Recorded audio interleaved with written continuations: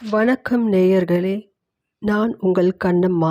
இதோ என் கதை, உங்கள் ஆதரவை எதிர்பார்த்து. நேரம் காலை 7:30 தாண்டியிருந்தது. அது மேலைக்கரை அக்ரஹாரம் கிராமம். நமது கதை நாயகன் பிச்சுவையர் தன் வீட்டு வாசலில் குடை பரப்பி நிற்கும் அரச மரத்தடியில் நின்றிருந்தார். இலைகள் வழியாக ஊடுருவி வரும் சூரிய கதிர்கள் தரையில் வட்ட வட்டமாக பளிச்சிட்டது. சற்றே திரும்பி பார்த்தார். வேலிப்படலில் முழுவதுமாக படர்ந்திருந்து பிச்சிப்பூ செடி மலர்களை இறைத்திருந்தது. காற்றின் ஊடே மயக்கும் சுகந்த மனம். சாணி தெளித்து மெழுகிய தரையில் பாரியால் தருமு துளசி மாடத்துக்கு முன்பாக கருக்களில் எழுந்து போட்டிருந்த முத்து முத்தான கோலங்கள். சாதாரண நிலைமை என்றால் ஒரு மனிதன் இத்தகைய சூழலுக்கு மனம் நிறைந்துதான் இருப்பான். ஆனால் பிச்சுவையரின் சங்கடங்கள் குறைந்த பாடாகவே இல்லை. வீடு நாட்டு ஓடு வேய்ந்தது. உறுதியான குறுக்கு மரச்சட்டங்கள் மேவிய வேலைப்பாடு. தாத்தா வேதாந்தம் ஐயரின் சொத்து தற்போது பிச்சுவையருக்கு. மேலக்கரை அக்ரஹாரம் சுற்றிலுமாக 5-6 கிராமங்களும் நல்லது கெட்டது நேரம் ஜாதகம் என்று இவரை நம்பித்தான். கஷ்ட ஜீவனம்தான். பிச்சுவையர் மனைவி தருமு பக்கத்து கிராமம்தான். சிவந்த நிறமும் அழகான முக அமைப்பு, சற்றே பூசிய உடம்பு என்று பாந்தமான உருவம்தான். வீட்டில் பிச்சுவையர் தாயார் அம்மு, அவரது பசங்கள் 4 பேர். 2 பெண் 2 ஆண் என்று 1/2 ஏக்கர் நிலமும் தான் பூர்வீக சொத்தில் வந்திருந்தது. மானாவாரி பூமி. எள் கடலை என்று ஏதாவது தான் சொல்லிக் கொள்ளும்படி விளைச்சல் இல்லை. இவரது வாக்கும் சொல் நேர்த்தியும் அனைவருக்கும் வேதம் போல. தன்னை சரியாக கவனிப்பதில்லை என்று பிள்ளை மேல் மனத்தாங்கல் கிழவிக்கு. அக்ரஹாரத்து காப்பி கொடுத்த வாய். கும்பகோணம் டவுன்ல வறுத்தரித்த காப்பித்தூள், கள்ளிச்சொட்டான பசும்பால் என்று பழைய பழக்கம் அவருக்கு. வேதாந்தம் ஐயர் காலத்தில் வைர பரீட்சை பார்த்தவர் அவர். சுவாமிமலை பக்கமாக பெரிய பண்ணையார் நிலத்தில் கார்வார் வேலை. பாலும் தேனுமாக புழங்கிய காலங்கள். பழைய வாழ்க்கையின் நினைவுகள் அம்முவுக்கு. ஆனால் பிச்சுவையர் முதல் 2 பெண்கள் கல்யாணம் எதிர்ஜாமீன் என்று நொடித்து போனார். தற்போது வரும் வருமானம் இன்று போனால் நாளை என்ன செய்வது என்ற நிலையில். அம்முவுக்கு தீராத அல்சர், ஆஸ்துமா இரைப்பு. கும்பகோணம் மடத்து தெரு ராஜா டாக்டரிடம் தான் வைத்தியம் பார்ப்பது. டாக்டர் சார் 60 வயது உள்ளவர். தன் நினைவு தெரிந்த நாளில் இருந்தே யாரிடமும் அதிகமாக ஃபீஸ் வாங்குவதில்லை. தனியாக சொந்தம் போல கவனிப்பது, குறைந்த மருந்துகள் தன் பார்மசியில் தருவது என்ற பரோபகாரி. இதுவும் தான் இல்லை என்றால் அம்முவை இந்த அளவு கூட பார்த்திருக்க முடியாது.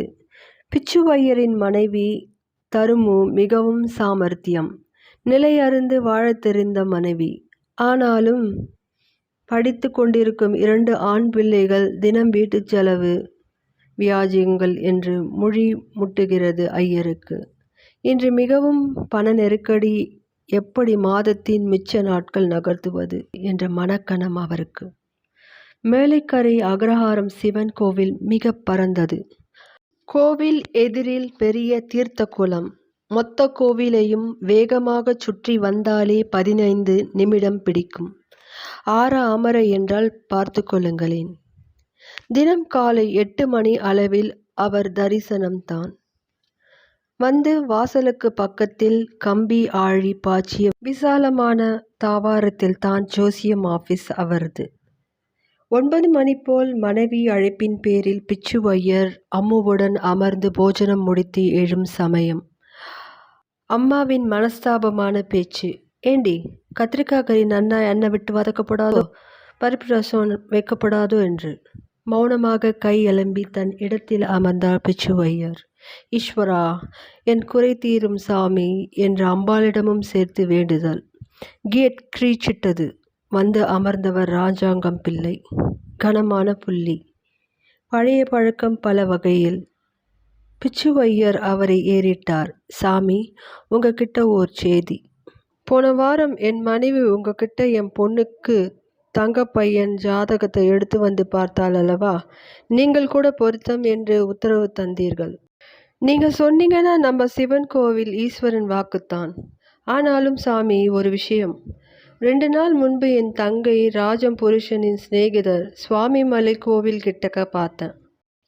என் தங்கை கணவர் நிலம் வீடு எல்லாமே பேங்க் கடனுக்கு ஜப்தி நிலை என்றும் பெண்ணை சொந்தம் என்று கொடுத்து பின் அவஸ்தைப்படாதீர் என்றார்.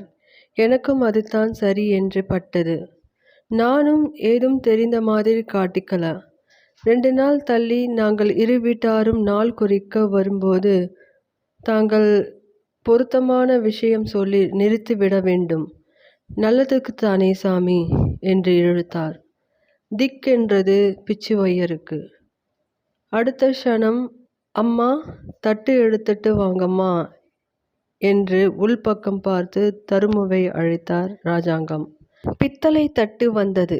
2 சீப்பு பழம், கும்பகோணம் துளிர் வெற்றிலை, கணேசன் கடை சீவல், 10,000 ரூபாய் என்று வரிசை. டேய், மூட்டையை இறக்கு என்று தன் தோட்டத்து ஆளிடம் சொன்னார் ராஜாங்கம். பெரிய 60 கிலோ அரிசி மூட்டை இறங்கியது. யதார்த்தத்தை உணர்ந்தாலும் சிவன் கோவில் லிங்கம் தென்பட்டது மனதில். தடுமாறியது மனம். தவித்தார். சரி ஐயனே, நான் எதுவும் உனது செயல் என்று தானே இருப்பவன். முன்ன சொல்ல சொன்னதும் நீதான், இப்போ நிறுத்த சொல்றதும் நீதான். நான் வெறும் கருவி. உன்மேல் பாரம் போட்டு சொல்கிறேன். என் நிலையும் நீ அறிவாய். ஓஹோ என்றில்லை என்றாலும் சில காலமாவது ஓடும் எதிரில் உள்ள பொருட்களால். நீயே கதி என்று ராஜாங்கத்திடம் ஏற்றுக்கொண்டார். அவர் போனதும் வீட்டின் நிலையே மாறியது. வந்திறங்கிய பணம் பொருட்களின் விளைவாக. ஆனால் பிச்சுவயிரின் மனம் தவித்தது, தத்தளித்தது. இதுவரை செய்யாததை செய்ததால். 12 மணிக்கு உச்சி ஆரத்தி சிவனிடம் சென்றார். மகா தீபத்தில் மிக கம்பீரமாக சுடர்விட்டது சுவாமி.